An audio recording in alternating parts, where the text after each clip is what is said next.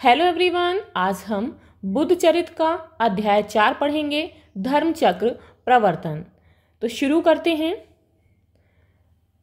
काशी गमन। बुद्धत्व को प्राप्त करने के बाद शाक्य मुनि को शांति की शक्ति का अनुभव हुआ। बुद्ध बनकर यद्यपि वे अकेले ही चल पड़े थे, परंतु ऐसा लग रहा था जैसे कि उनके पीछे पीछे बड़ा जनसमूह चला आ रहा हो। मार्ग में उन्हें एक शुद्ध आत्मा भिक्षु ने देखा। वह उनके स्वरूप से प्रभावित होकर उनके निकट आया और विनयपूर्वक बोला, हे अरहत, आप जितेंद्रिय और आत्मवेत्ता प्रतीत होते हैं। लगता है आपने संसार को जीत लिया है। पूर्ण चंद्र के समान आपका मुखमंडल प्रकाशित हो रहा है। आपका मन शांत है। आप प्रबुद्ध और संतुष्ट प्रतीत हो रहे हैं। ऐसा लगता है कि जो कुछ जानने योग्य है उसे आप जान चुके हैं। आपके तप का तेज देदीप्यमान है। हे सौम्य, आपका नाम क्या है? आपका गुरु कौन है? भिक्षु द्वारा इस प्रकार के पूछे जाने पर भक्त वत्सल भगवान बुद्ध ने उत्तर दिया, हे वत्स, मेरा कोई गुरु नहीं है। मैंने निर्वाण प्राप्त कर लिया है। मुझे अब धर्म का स्वामी समझिए। मैंने वह सब कुछ जान लिया है जो जानने योग्य है और जिसे पहले किसी ने नहीं जाना है। मैंने शत्रु के समान सभी क्लेशों को जीत लिया है, इसलिए लोग मुझे बुद्ध कहते हैं। मैं अब अमर धर्म की दुंदुभी बजाने काशी जा रहा हूँ। किसी सुख या यश के लिए नहीं, अपितु दुखों से पीड़ित जनों के कल्याण के लिए वहाँ जा रहा हूँ, क्योंकि पहले मैंने प्रतिज्ञा की थी कि मैं मुक्त होकर दुखी जनों के दुख दूर करूँगा, उन्हें मुक्त करूँगा। जैसे दीपक के जलने मात्र से ही अंधकार नष्ट हो जाता है, वैसे ही बुद्धत्व की प्राप्ति के पश्चात सभी इच्छाएं स्वतः समाप्त हो जाती हैं। जैसे लकड़ी में अग्नि, आकाश में वायु और पृथ्वी में जल होना निश्चित है, वैसे ही काशी में उपदेश और गया में ज्ञान प्राप्ति निश्चित है। यह सुनकर भिक्षु ने भगवान बुद्ध को प्रणाम किया और वह अपने मार्ग पर आगे चला गया। शाक्य मुनि धीरे धीरे काशी की ओर अग्रसर होने लगे। उन्होंने दूर से ही काशी को देखा, जहाँ वरुणा और गंगा ऐसे मिल रही थी जैसे दो सखियां मिल रही हों। वे वहां से मृगदाव वन यानी कि सारनाथ गए, जहां सघन वृक्षों पर मोर बैठे हुए थे। मृगदाव वन में वे 5 भिक्षु रहते थे, जिन्होंने शाक्य मुनि को तपभ्रष्ट भिक्षु मानकर उनका संग छोड़ दिया था। 5 भिक्षुओं ने जब शाक्य मुनि को आते हुए देखा तो वो आपस में बातें करने लगे। उन्होंने निश्चय किया कि वे इस तपभ्रष्ट का अभिवादन नहीं करेंगे। यदि यह पहले हमसे बोलेगा तभी हम इससे बात करेंगे। 5 भिक्षु जब यह परामर्श कर रहे थे तभी भगवान बुद्ध उनके समीप आ गए। जैसे ही वे उनके निकट आए, 5 भिक्षु अपने पूर्व निश्चय के विपरीत एकदम खड़े हो गए। उन्होंने विनयपूर्वक उनका अभिवादन किया। किसी ने उनका भिक्षा पात्र लिया, किसी ने उनका चीवर उठाया, किसी ने चरण धोने के लिए जल दिया, किसी ने बैठने के लिए आसन बिछाया। आसन पर विराजमान होकर तथागत बुद्ध ने उन्हें उपदेश देना चाहा, परंतु मोहवश उन्होंने उपदेश ग्रहण करने से मना किया और कहा, आपने तप त्याग दिया था, आप तत्व को नहीं जानते। तब तथागत ने उन्हें समझाया और कहा, जैसे विषयों में आसक्त लोग अज्ञानी हैं, वैसे ही अपने आप को क्लेश देने वाले लोग भी अज्ञानी हैं, क्योंकि क्लेश द्वारा अमरत्व प्राप्त नहीं किया जा सकता। उन्होंने आगे बताया, बोध तपस्या से भिन्न तत्व है। देखो, जो तपस्या द्वारा अपने शरीर को क्षीण कर लेते हैं वे तो व्यवहारिक ज्ञान भी नहीं पा सकते, तो उन्हें परम तत्व का बोध भला कैसे हो सकता है। जैसे लकड़ी में स्थित अग्नि को उसे चीर फाड़ कर नहीं, अपितु युक्ति से ही प्राप्त किया जा सकता है, वैसे ही शरीर की कष्ट देने से नहीं, अपितु योग की युक्तियों से ही बोध प्राप्त किया जा सकता है। इसलिए मैंने कष्टकर तप और आसक्तिमय भोग दोनों को त्याग कर मध्य मार्ग का आश्रय लिया है। और बोधि प्राप्त की है। मेरे इस मध्य मार्ग का प्रकाशक सम्यक दृष्टि रूपी सूर्य है तथा सम्यक संकल्प रूपी रथ इस सुंदर मार्ग पर चलता है। सम्यक वाणी में विश्राम पाता है, सम्यक आचरण के उपवन में विहार करता है, सम्यक आजीविका ही उसका शुद्ध भोजन है, सम्यक व्यायाम यानी कि प्रयत्न उसके सेवक हैं। सम्यक स्मृति रूपी मनोहारी नगर में वह शांति पाता है तथा सम्यक समाधि रूपी सैया पर समाधान पूर्वक सोता है। तथागत ने आगे उन्हें समझाते हुए बताया, यही मध्य मार्ग है जो तीनों लोकों में अष्टांग योग के नाम से विख्यात है और जिससे जन्म, जरा, व्याधि और मृत्यु से मुक्त हुआ जा सकता है। मेरी दृष्टि में मध्य मार्ग के जो 4 मूलभूत सत्य हैं वे हैं दुख, दुख का कारण, दुख का निरोध और दुख के निरोध के उपाय। मैंने दिव्य दृष्टि से ये आर्य सत्य जान लिए हैं और उनका अनुभव किया। दुख है यह मैंने पहचाना और उसके कारणों को छोड़ा। इसी तरह दुख के निरोध का अनुभव किया और उसके उपायों के रूप में इस मार्ग की उद्भावना की है। मैंने इसी ज्ञान के आधार पर निर्वाण प्राप्त किया है। मैं अब बुद्ध हूँ। महात्मा बुद्ध के इन करुणायुक्त वचनों को प्रथम बार कौंडिन्य आदि 5 भिक्षुओं ने सुना और दिव्य ज्ञान प्राप्त किया। अपने प्रथम प्रवचन के बाद सर्वज्ञ शाक्य मुनि ने पूछा, हे नरोत्तमों, क्या तुम्हें ज्ञान हुआ?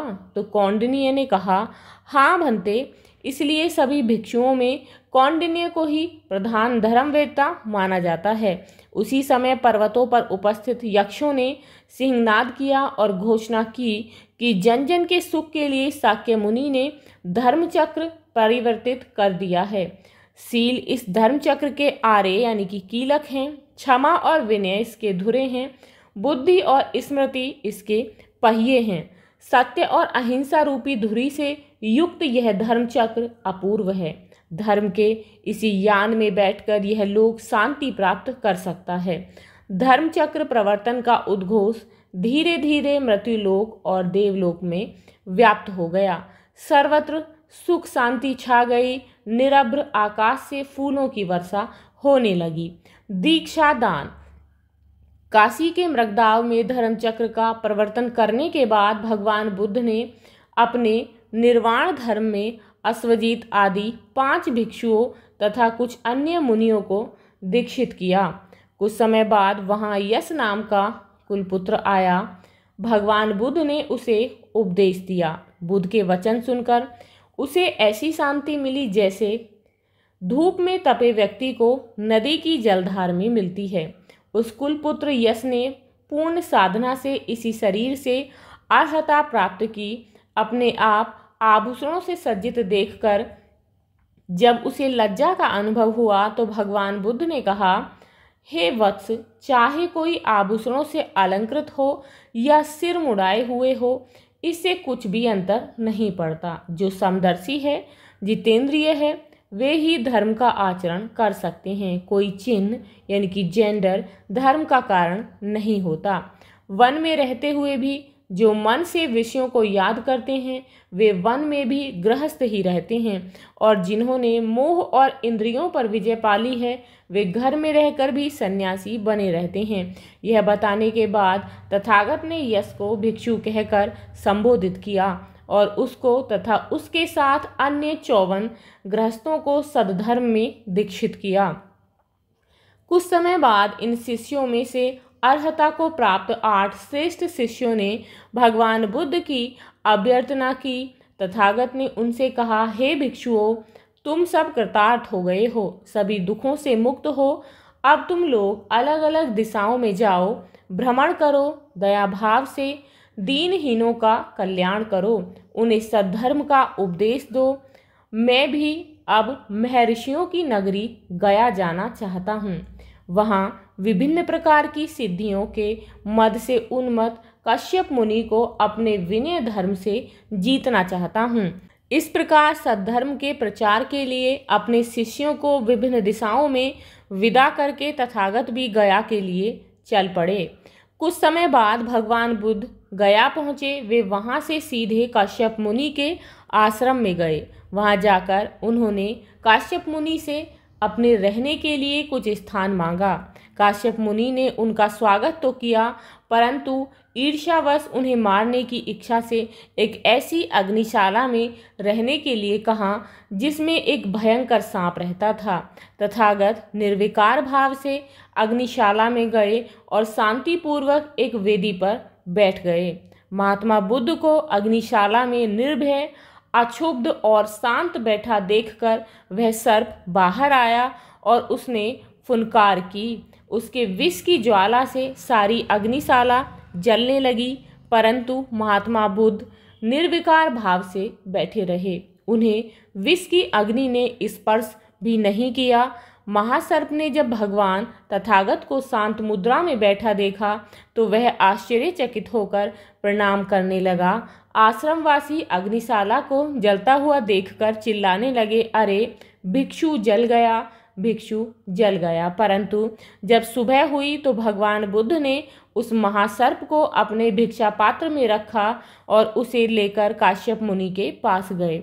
भिक्षा पात्र में उस भयंकर महासर्प को विनीत भाव में बैठा देखकर काश्यप मुनि समझ गए कि यह मुनि मुझसे बहुत बड़ा है। उन्होंने तथागत को प्रणाम किया और उनका शिष्यत्व ग्रहण कर लिया। काश्यप मुनि के मन परिवर्तन की बात सुनकर उनके 500 शिष्यों ने भी बौद्ध धर्म स्वीकार किया। इसी तरह काश्यप मुनि के भाई गाय और नदी भी भगवान बुद्ध की शरण में आए। तीनों काश्यप बंधुओं और उनके शिष्यों को भगवान बुद्ध ने गए शीर्ष पर्वत पर निर्वाण धर्म का उपदेश दिया। उनके उपदेशों को सुनकर हजारों भिक्षुओं को अतिशय आनंद प्राप्त हुआ।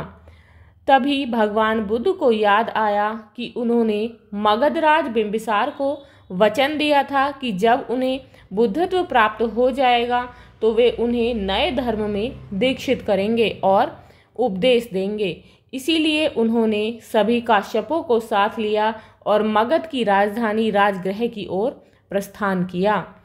कुछ समय बाद भगवान बुद्ध अपने समस्त शिष्यों के साथ राजगृह के वेणु वन में पहुँचे और वहीं विश्राम करने लगे। मगधराज ने जब सुना कि महात्मा बुद्ध वेणु वन में पधारे हैं तो वे अत्यंत प्रसन्न हुए और अपने मंत्रियों तथा नगरवासियों के साथ उनके दर्शन के लिए चल पड़े।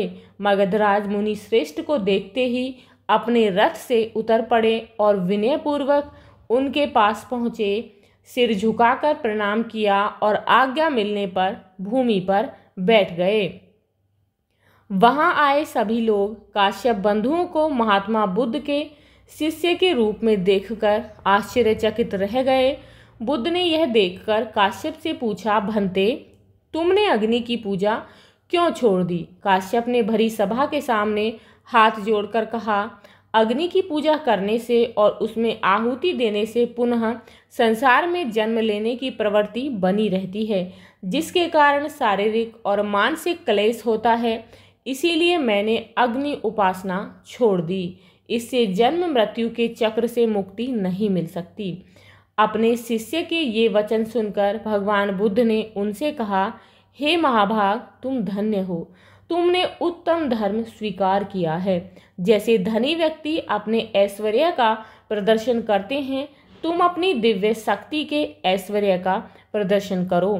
यह सुनकर काश्यप ने अनेक यौगिक चमत्कार दिखाए, जैसे आकाश में उड़ना, बैठना, सोना, अग्नि के समान जलना आदि। इस प्रकार के अनेक चमत्कार प्रदर्शित कर काश्यप ने भगवान बुद्ध को हाथ जोड़ और सबके सामने कहा, मैं आपका शिष्य हूँ। यह सब कुछ देख और सुनकर मगधराज और सभी मगधवासी आश्चर्यचकित हो गए और संवेद स्वर में बोल पड़े, बुद्ध सर्वज्ञ हैं। इसके बाद भगवान बुद्ध ने जिज्ञासु मगधराज को अनात्मवाद का उपदेश दिया। उनको बताया, जैसे सूर्यकांत मणि और ईंधन के संयोग से चेतना का जन्म होता है, बीज से उत्पन्न होने वाला अंकुर जैसे बीज से भिन्न भी है और अभिन्न भी, वैसे ही शरीर, इंद्रिय और चेतना परस्पर भिन्न भी है और अभिन्न भी। भगवान बुद्ध के उपदेशों से मगधराज बिंबिसार ने परमार्थ ज्ञान और पूर्ण धर्म दृष्टि प्राप्त की। उनके साथ आए मगध के अन्य व्यक्ति भी कृतकृत्य हो गए। तथागत का उपदेश सुनकर मगधराज अत्यंत प्रसन्न हुए और उन्होंने परम शांति का अनुभव किया। उन्होंने मुनि के निवास के लिए वेणुवन भेंट कर दिया, फिर उनसे आज्ञा लेकर अपने भवन की ओर प्रस्थान किया। एक दिन भगवान बुद्ध के जितेंद्रिय शिष्य अश्वजीत भिक्षा के लिए नगर में गए। उनके मुख की शांति और कांति को देखकर अनेक नागरिक उनके प्रति आकर्षित हुए। वहीं कपिल संप्रदाय के एक सन्यासी अपने शिष्यों के साथ आए और अश्वजीत को देखकर उनसे पूछने लगे, हे सौम्य, आपको देखकर हम सभी आश्चर्यचकित हैं। आपके गुरु कौन हैं? उनकी क्या शिक्षा है? अश्वजीत ने कहा, इक्ष्वाकु वंश के सुगत बुद्ध मेरे गुरु हैं। वे विद्वान हैं और मैं तो अज्ञानी हूँ। मैं अभी कुछ दिन पूर्व ही उनके द्वारा प्रवर्तित धर्म में दीक्षित हुआ हूँ, अतः मैं आपको उनकी शिक्षा बताने में तो असमर्थ हूँ। फिर भी संक्षेप में कहता हूँ, उन्होंने उपदेश दिया है कि सभी धर्म किसी न किसी निमित्त से ही उत्पन्न होते हैं, बिना कारण कुछ भी नहीं होता। अश्वजीत के उपदेशों से ही उपतिष्य नामक श्रेष्ठ ब्राह्मण को भी ज्ञान प्राप्त हो गया। उसका अंतःकरण शुद्ध हो गया और वह वेणुवन की ओर जाने लगा। मार्ग में उसे मौदगल्यायन नाम के ब्राह्मण मिले। उन्होंने उपतिष्य के प्रसन्न मुख को देखकर पूछा, अरे आज तो तुम भिन्न पुरुष से प्रतीत हो रहे हो, क्या तुम्हें ज्ञान प्राप्ति हो गई है? ऐसी शांति और प्रसन्नता अकारण नहीं होती, बताओ क्या बात है? तब उन्होंने बुद्ध के शिष्य से जो उपदेश सुने थे वे मौदगल्यायन को बता दिए। उसका कुछ ऐसा प्रभाव हुआ कि मौदगल्यायन को भी सम्यक दृष्टि प्राप्त हो गई। तब दोनों अपने अपने शिष्यों के साथ भगवान बुद्ध के दर्शन के लिए वेणुवन गए। इन दोनों को शिष्य मंडली के साथ वेणुवन में आते देखकर महामुनि बुद्ध ने अपने शिष्यों से कहा, ये दोनों मेरे प्रमुख शिष्य हैं। उनमें से एक ज्ञानी है, दूसरा दिव्य शक्ति संपन्न है। जब वे निकट आ गए तो भगवान बुद्ध ने उन दोनों से कहा, शांति की इच्छा वाले साधुओं, आपका स्वागत है। आप उत्तम धर्म को भली भांति समझिए। तथागत के प्रवचनों को सुनकर दोनों साधु मुग्ध हो गए और उन्होंने अपनी जटा और दंड त्याग दिए और कासाय वस्त्र धारण कर लिए। उन्होंने अपने शिष्यों के साथ मस्तक झुकाकर भगवान बुद्ध को नमस्कार किया, उनके आदेशों का पालन किया और क्रमशः साधना करके परम पद प्राप्त किया। तथागत की ख्याति सुनकर काश्यप वंश के एक धनी ब्राह्मण ने अपनी पत्नी और संबंधियों को त्याग दिया और वह निर्वाण की इच्छा से एक दिन भगवान बुद्ध के पास आ गया। उसने प्रणाम करके निवेदन किया, हे गुरुवर, मैं आपका शिष्य हूँ, आप मेरा मार्गदर्शन कीजिए। नवागत शिष्य की बातें सुनकर भगवान बुद्ध ने उसे अपने पास बैठाया और उपदेश दिया। उसने अपनी प्रखर बुद्धि से तथागत के उपदेशों को भली भांति हृदयंगम किया। बाद में इन्हें ही महाकाश्यप के नाम से प्रसिद्धि मिली। अनाथ पंडित की दीक्षा। एक बार उत्तम की ओर से कौशल देश का एक धनी गृहपति वेणुवन आया। गरीबों को दान देना उसका स्वभाव था, इसीलिए वह सुदत्त नाम से प्रसिद्ध था। जब उसने सुना कि महामुनि यहीं निवास कर रहे हैं तो उनके निकट गया और उन्हें श्रद्धापूर्वक प्रणाम किया। तथागत ने उसका श्रद्धा भाव देखकर कहा, हे सौम्य, तुम धर्म को जानते हो, दर्शन की लालसा से रात्रि के समय भी अपनी निद्रा को त्याग कर तुम यहाँ आए हो, इसलिए तुम नैष्ठिक पद के अधिकारी हो। आओ तुम उसी परम पद के दर्शन करो। निष्काम दान करने से इस लोक में यश और परलोक में उत्तम फल मिलते हैं। अतः तुम दान करो, शील और शिष्टाचार का पालन करो, विषयों की आसक्ति त्याग कर सभी प्रकार के दुखों से मुक्त हो जाओ। महामुनि के उपदेश सुनकर सुदत्त गृहस्थ होते हुए भी तत्वज्ञान प्राप्त कर सका और जीवन मुक्त हो गया, क्योंकि तत्वबोध के लिए वनवास करना आवश्यक नहीं है। उसने आदरपूर्वक भगवान बुद्ध से निवेदन किया, मैं श्रावस्ती नगर का निवासी हूँ, मैं वहाँ आपके लिए एक विहार बनाना चाहता हूँ।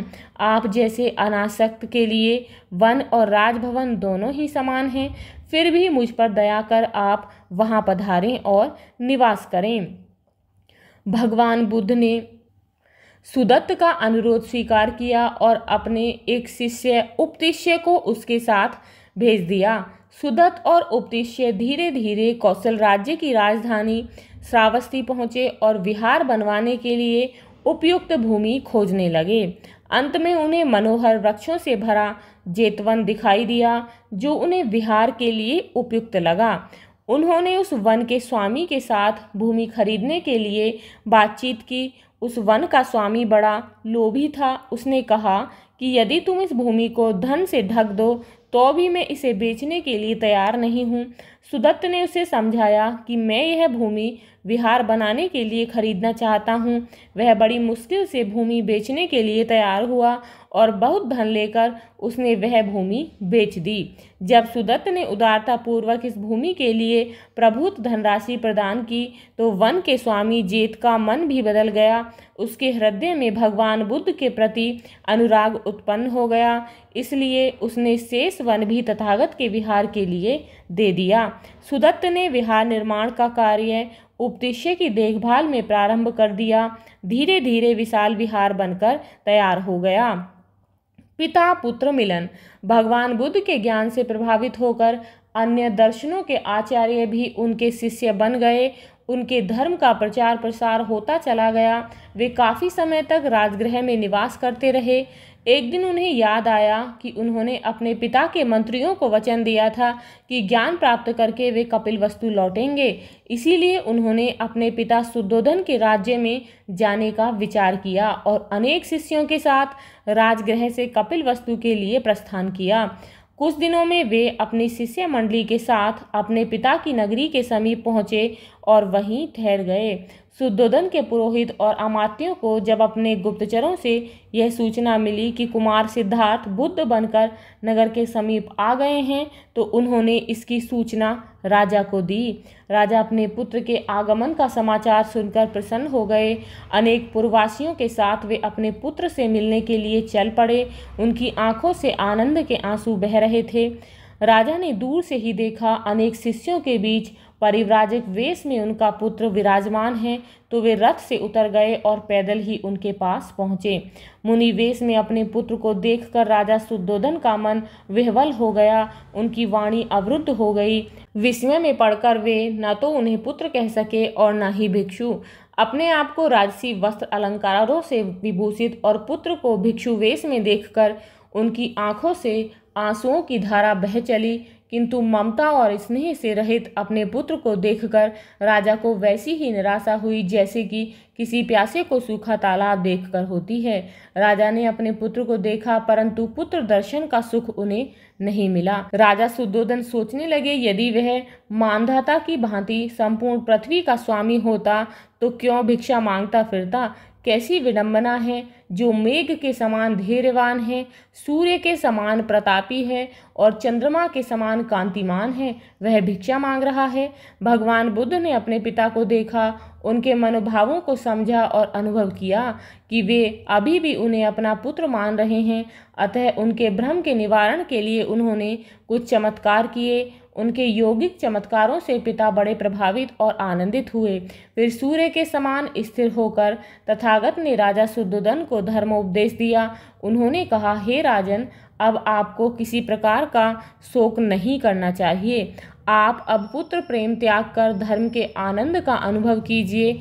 आप उस बोधि रूपी अमृत को ग्रहण कीजिए जो आज तक किसी पुत्र ने अपने पिता को नहीं दिया। उन्होंने अपने पिता को समझाया, यह सारा संसार कर्म से बंधा हुआ है, अतः आप कर्म का स्वभाव, कर्म का कारण, कर्म का विपाक यानी कि फल और कर्म का आश्रय, इन चारों के रहस्यों को समझिए, क्योंकि कर्म ही है जो मृत्यु के बाद भी मनुष्य का अनुगमन करता है। आप इस सारे जगत को जलता हुआ समझकर उस पथ की खोज कीजिए जो शांत है और ध्रुव है, जहाँ न जन्म है न मृत्यु है, न श्रम है और न दुख। तथागत के चमत्कारों को देखकर और उनके उपदेशों को सुनकर राजा शुद्धोधन का चित्त शुद्ध हो गया। वे रोमांचित हो गए। उन्होंने हाथ जोड़कर तथागत से निवेदन किया, हे आर्य, आज मैं धन्य हूँ। आपने कृपा कर मुझे मोह से मुक्त किया है। हे तात, आपका जन्म सफल है। अब मैं सचमुच पुत्रवान हूँ। आपने राज्य, लक्ष्मी और स्वजनों का त्याग किया, दुष्कर तप किया और मुझ पर कृपा की। यह सब उचित ही है। आप चक्रवर्ती राजा होकर भी हम सब लोगों को उतना सुख नहीं दे सकते थे जितना आप आज दे रहे हैं। आपने अपने ज्ञान और सिद्धियों से भव चक्र को जीत लिया है। बिना राज्य के ही आप संपूर्ण लोकों के सम्राट की भांति सुशोभित हैं। यह कहकर राजा ने भगवान बुद्ध को सादर प्रणाम किया। भगवान बुद्ध के योग, ऐश्वर्य तथा उनके पिता द्वारा किए गए सत्कार को देखकर अनेक लोगों ने घर छोड़ने का निश्चय किया। अनेक राजकुमार निर्माण धर्म का उपदेश सुनकर विरक्त हो गए। आनंद, नंद, क्रमिल, अनिरुद्ध, कुंडधान्य ने उनसे दीक्षा ग्रहण की और गृह त्याग दिया। तथागत की शिक्षा से देवदत्त तथा गुरुपुत्र उदाई ने भी यही किया। अत्रिनंदन उपाली ने भी दीक्षा ग्रहण की। राजा शुद्धोधन ने भी अपना राज्य भार अपने भाइयों को सौंप दिया और स्वयं राजऋषियों की तरह रहने लगे। इसके बाद राजपुत्र सर्वार्थ सिद्ध सिद्धार्थ ने अपना लक्ष्य सिद्ध करके अपने दीक्षित शिष्यों तथा पूर्ववासियों के साथ नगर में प्रवेश किया। अश्रु बहाते हुए पूर्ववासियों ने पुष्प वर्षा करके उनका स्वागत किया। यह समाचार सुनकर राजभवन की स्त्रियों द्वारों और वातायनों की ओर दौड़ी। कासाय वस्त्रधारी होने पर भी उन्हें संध्याकालीन बादलों से आधे ढके सूरज के समान चमकते देखकर स्त्रियां रोने लगीं और विह्वल होकर उन्होंने भगवान को प्रणाम किया। नगर और राजभवन की स्त्रियां अपने राजकुमार को मुनि वेश में देखकर तरह तरह से विलाप कर रही थी। पत्नी यशोधरा भी उन्हें देखकर अत्यंत शोक विह्वल हो गईं, किंतु बुद्ध को न तो पत्नी का प्रेम विचलित कर सका और न पुत्र राहुल का। भगवान बुद्ध अनासक्त भाव से भिक्षा मांगते हुए चलते रहे और शांतिपूर्वक धीरे धीरे न्यग्रोध वन जा पहुँचे। वहाँ वे संसार के जीवों के कल्याण के लिए चिंतन करने लगे। जैतवन कपिलवस्तु में कुछ दिन रहने तथा अनेक व्यक्तियों को दीक्षित करने के बाद भगवान बुद्ध ने प्रसेनजित के राज्य कौशल देश की ओर प्रस्थान किया। श्रावस्ती पहुंचकर वे जैतवन पहुंचे, जो अनेक श्वेत भवनों और अशोक वृक्षों से सुसज्जित था। स्वर्ण और श्वेत मालाओं से अलंकृत जल कलश लेकर सुदत्त ने तथागत की पूजा की और जैतवन उनको समर्पित किया। तथागत के आगमन का समाचार सुनकर कौशल नरेश प्रसेनजित उनके दर्शनों के लिए जैतवन आए। उन्होंने भगवान को श्रद्धापूर्वक नमस्कार किया और निवेदन किया, हे मुने, कौशलवासियों का यह परम सौभाग्य है कि आप यहाँ पधारे। जैसे पुष्पों की संगति से वायु सुगंधित हो जाती है, वैसे ही आपके निवास से यह वन पवित्र हो गया है। आप यहाँ सुखपूर्वक निवास करें और हम सब पर अनुग्रह करें। प्रसेनजित की प्रार्थना सुनकर भगवान बुद्ध ने उनसे कहा, हे राजऋषि, आपकी बुद्धि स्थिर है, तभी साधुओं में आपकी श्रद्धा है। यदि आप उज्ज्वल यश की कामना करते हैं तो धर्मपूर्वक प्रजा का पालन कीजिए, जनता को कभी उत्पीड़ित न कीजिए, पापियों की संगति त्याग कर सुमार्ग का अनुसरण कीजिए। तथागत ने प्रसेनजित को अनेक उपदेश दिए और उन्हें अज्ञान के अंधकार से मुक्त किया। भगवान बुद्ध के उपदेशों से प्रसेनजित को धर्म तत्व का बोध हुआ और उन्होंने श्रद्धापूर्वक उनसे दीक्षा ग्रहण की। प्रसेनजित को दीक्षित हुआ देखकर कुछ तीर्थक साधुओं ने राजा के तत्वबोध पर शंका व्यक्त की और बुद्ध के उपदेशों को चुनौती दी। इस पर राजा ने तथागत से प्रार्थना की कि वे शंका का समाधान करें।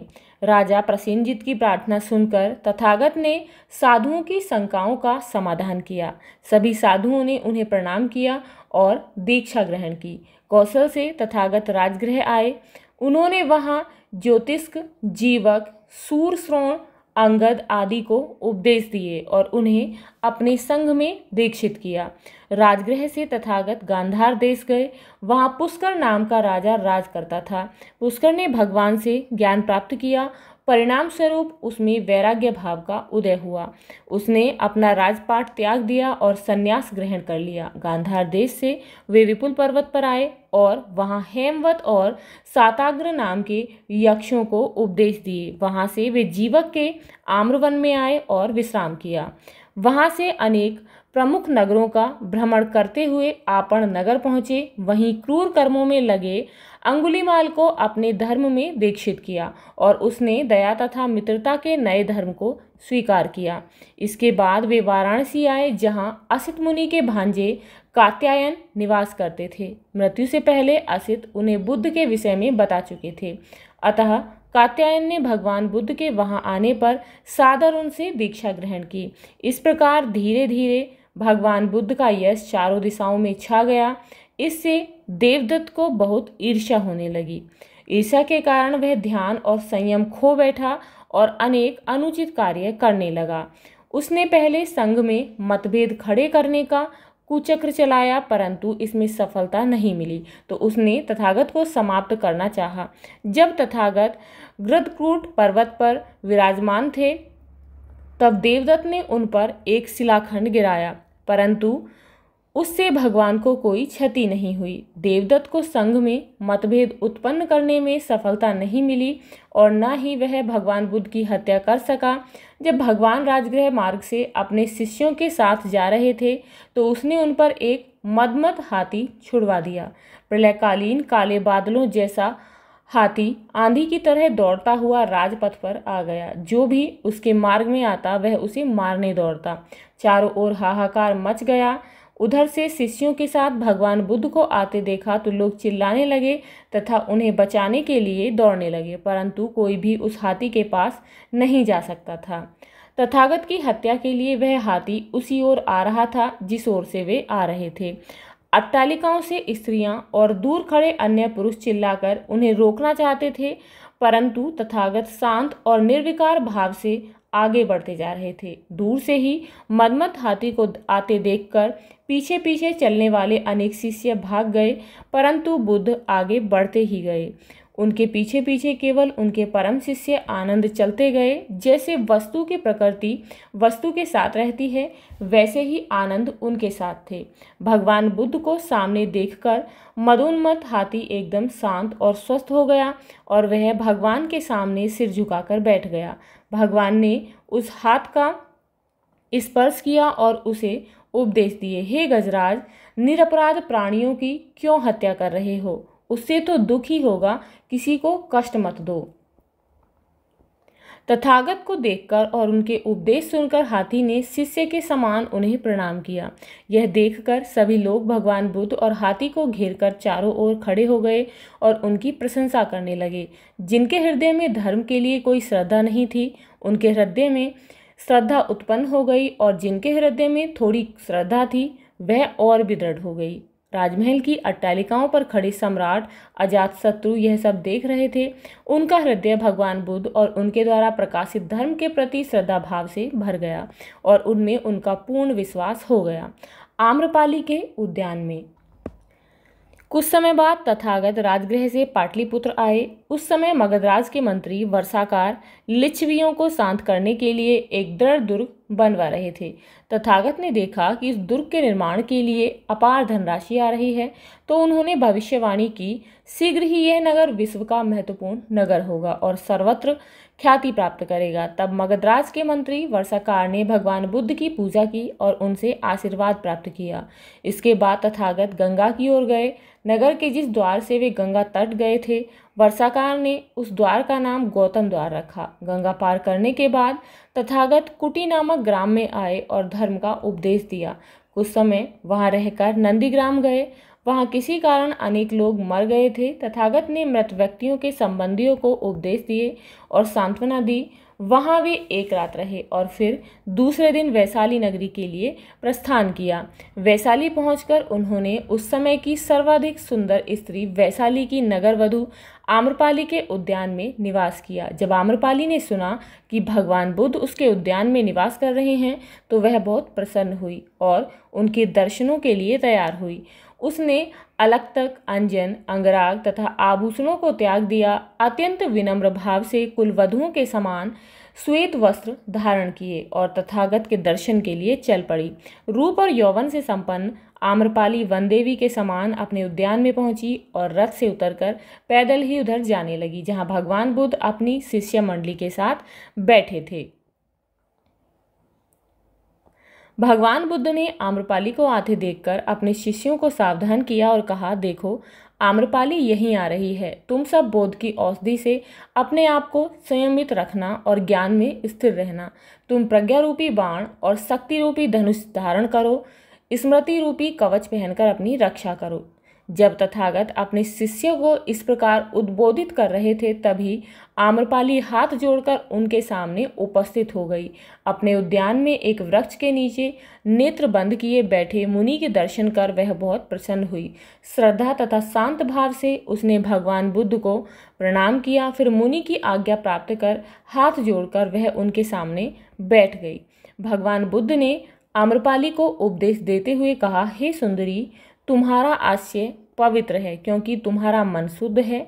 तुम्हारा चित्त धर्म की ओर प्रवृत्त है। यही तुम्हारा सच्चा धन है क्योंकि इस अनित्य संसार में धर्म ही नित्य है। देखो, आयु यौवन का नाश करती है, रोग शरीर का नाश करता है और मृत्यु जीवन का नाश करती है, परंतु धर्म का नाश कोई नहीं कर सकता। यद्यपि आम्रपाली नवयुवती थी, फिर भी उसमें बुद्धि की गंभीरता और आशय की पवित्रता थी। इसीलिए उसने भगवान बुद्ध के उपदेशों को प्रसन्नतापूर्वक सुना। इससे उसके मन की समस्त वासनाएं समाप्त हो गईं और उसे अपनी वृत्ति से घृणा होने लगी। वह तथागत के चरणों में गिर पड़ी और धर्म की भावना से भर उसने भगवान से निवेदन किया, हे देव, आपने अपने लक्ष्य को प्राप्त कर लिया है। आपने संसार को पार कर लिया है। हे साधु, आप मुझ पर दया करें और धर्म लाभ के लिए मेरी भिक्षा स्वीकार करें, मेरे जीवन को सफल करें। भगवान बुद्ध ने आम्रपाली की सच्ची भक्ति भावना को जानकर उसकी प्रार्थना स्वीकार कर ली। तो ये था चैप्टर 4। आई होप आपको ये अच्छे से समझ आया होगा। तो मिलते हैं नेक्स्ट वीडियो में इस चैप्टर के क्वेश्चन आंसर्स के साथ। If you like this video, please like and share, and if you are new on this channel, please subscribe the channel. Thank you.